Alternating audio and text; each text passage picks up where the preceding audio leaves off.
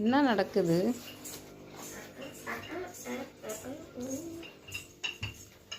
என்ன சமையல்? Today aloo parotta special. Chicken gravy aloo parotta. சூப்பருங்க. எப்போ செஞ்சீங்க?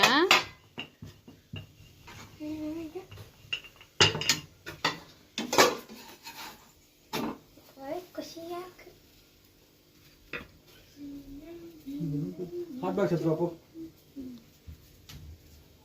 உங்களுக்கு செய்ய தெரியுமா? இந்த பார் சிக்கன் கிரேவி.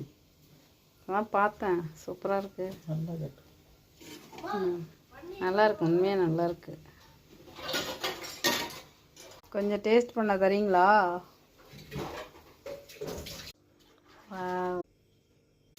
No.